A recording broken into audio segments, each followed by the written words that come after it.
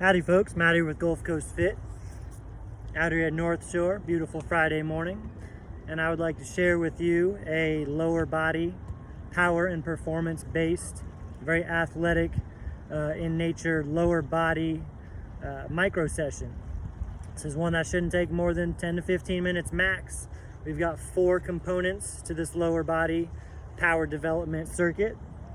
I'm using a 25-pound slam ball, but you can literally do this with no weight, which is a good start. Just go through the motions with your hands, pretend like you're holding a weight, and then start off with something like 5 to 10 pounds. And you might not ever increase above 5 to 10 pounds because this is really about quality movement control.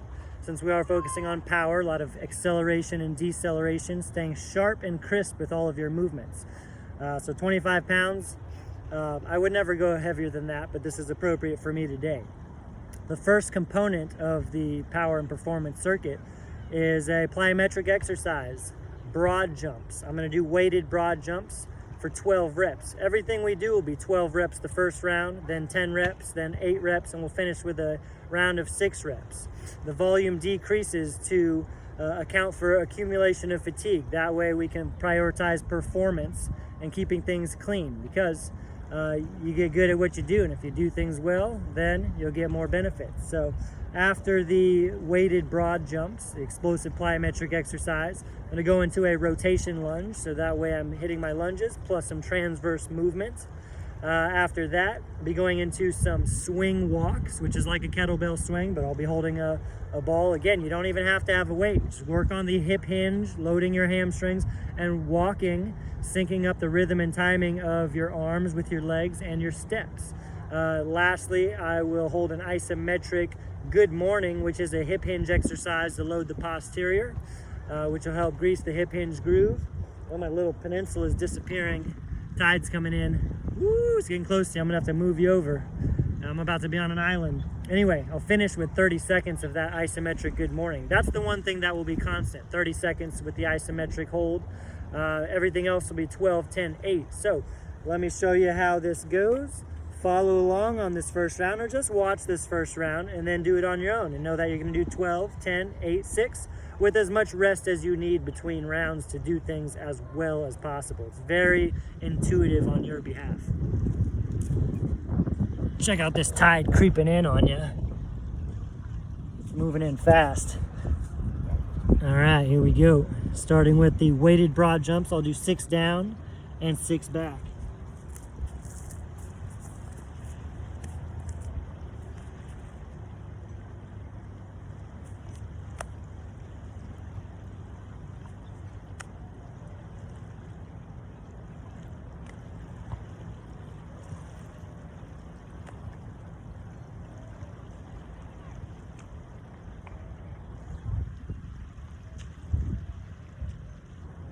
Up in the water over here.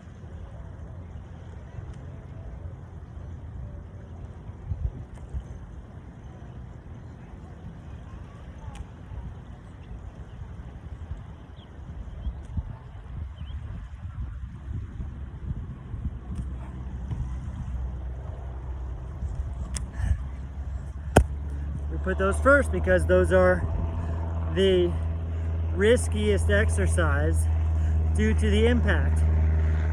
And again, you don't need to use much weight, if any. Moving into the the rotation lunges, getting a good anterior and posterior trunk recruitment in here. Once again, I'll do 6 down and 6 back. The further you hold your arms or the weight away from you, the harder these become. That's how you progress these. You don't just have to go up in weight.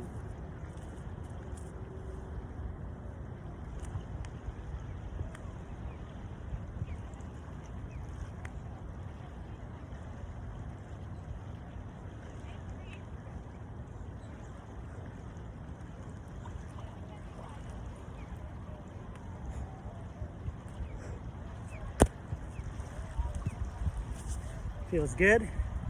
As usual, per usual with lunges of any sort, that's definitely a core exercise. Take a few long breaths between while I talk to you. We'll be moving into the swing walks. Now 12, 10, 8, 6 is not a lot of reps for these exercises. Again, The focus is performance. So keep your mindset there. More is not better here. Better is better. Always chase performance, not fatigue. We usually have it the other way around in training. Here we go.